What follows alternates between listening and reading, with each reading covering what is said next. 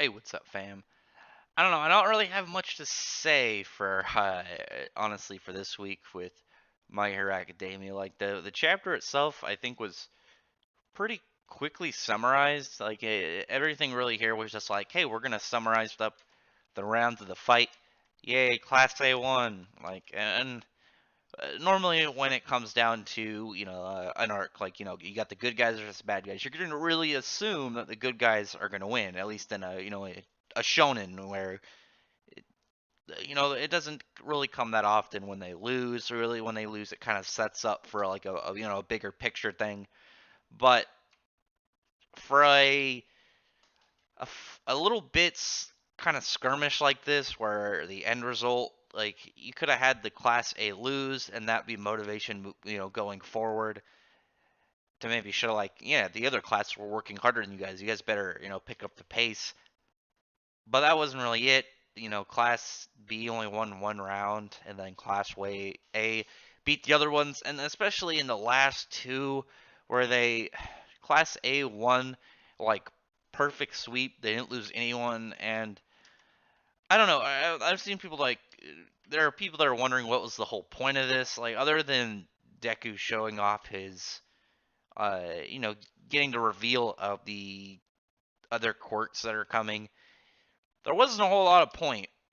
And I say this because a lot of the characters are going to go right back into the background.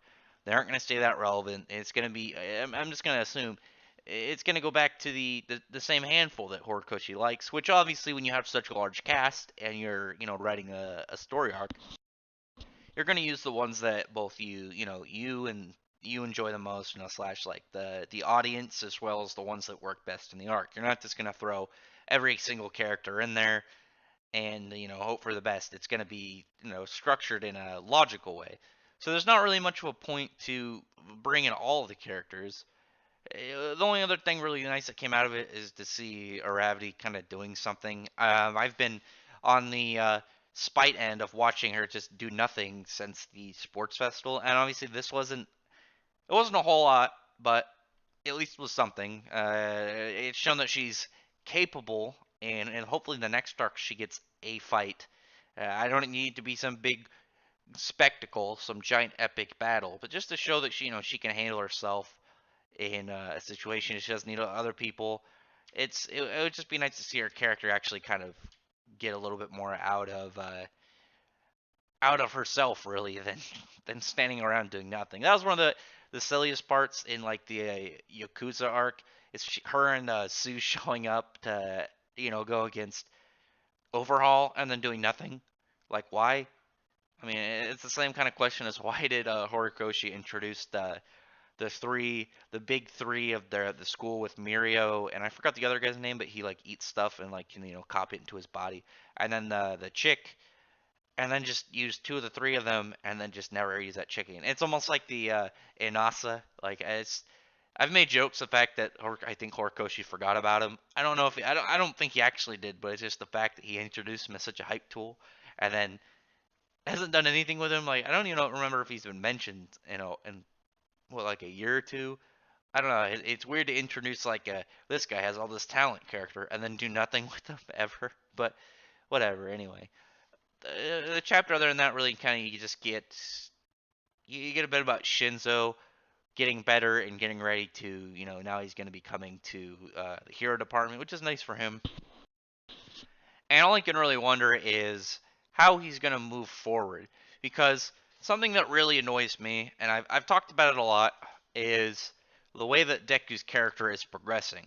And I say that because I don't really like the whole fact that he's pretty much becoming the Avatar. And I would have liked it better if, look at Shinso. Shinso is a perfect example of what I would have preferred Deku to go a line over. Shinso has a power. If he's just going into a fight, it's very useful if no one knows what his ability is, and he can, trick someone into getting mind controlled by him.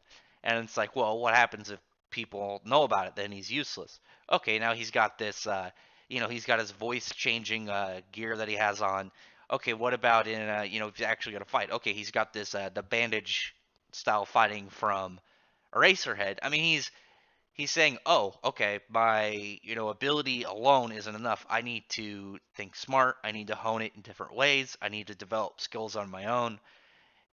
I think Shinso is, in a lot of ways, I think a more interesting main character than Deku, and it's kind of weird because I've seen this argument for Bakugo as well, but I think Shinso is a lot more interesting because with Deku, he's in a world where 80% of the people has superpowers, but he doesn't have a superpower. And at the start, it was he's going to be a hero anyway and show everyone you don't need powers to be a hero, which was cool. But then he immediately gets not just a superpower, he gets the best superpower, and then he gets trained by the number one hero. And it doesn't seem in that whole point of, anyone can do this, anyone can be a hero. It seems more like, luck got on his side, and obviously, main characters get a main character power. It's fine the way that it's going. It's the fact that he doesn't fit that whole staple early on, and really doesn't fit it at all. It doesn't seem to be more of the thing anymore. But when you look at kind of a message and you look at Shinso, I think Shinso is a much more interesting character for that because he's got this power that everyone sees more as like a villain's power. He's probably not treated as well, at least in younger days. It doesn't seem to be much of a problem now. But just that kind of mindset of everyone's kind of expecting you to have a darker outcome. It reminds me a lot of Raditz from Black Clover, how everyone kind of he was a villain with a sad backstory that's very believable. Of he had his magic is pretty much necromancy, and he was pretty much forced out of his Night Order because everyone really saw him as a bad, and it wasn't his fault. He didn't choose that power. That was the one that was given to him. It's kind of like with that with Shinso. So not only do you have this character who's like, okay, I need to figure out how to advance myself, in a way that's both hard work, effort, and showing I'm being smart.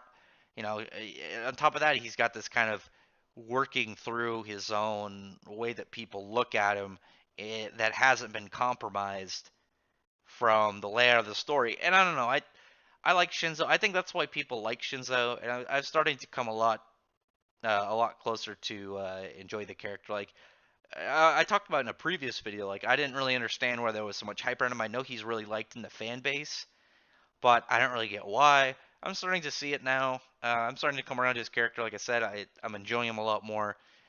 But at the same time, I'm enjoying Deku a lot less. I don't hate Deku. I mean, Deku is falling into that category where I just don't care about him, and I don't know. It's nothing to his personality. It's nothing to like anything outside of the way that his position within the series is being portrayed, and the fact that he's now on top of the strongest quirk by just strength alone. He's now going to have all these different other abilities he's going to have to get on top of it. I don't know. I just don't really like the direction it's going. I've said it before, and I'm going to stick by it. Even if it's not the popular opinion, like I said, it is also just an opinion. You can feel about however you feel about it, but that's just how I feel. And then like leaving out of the chapter, Momoma or Monoma, however you pronounce his name, just kind of being himself and kind of being hyped up for a rematch.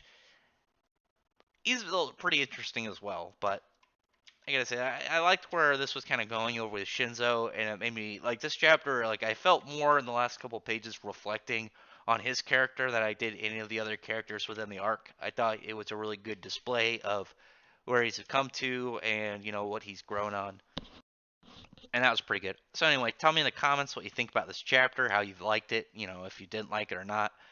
And if I can get you to befriend the like button, thumbs it up, and subscribe to the channel for more content. And check out my other videos. Other than that, I appreciate everyone who's already subscribed, and I thank you all for listening. Bye.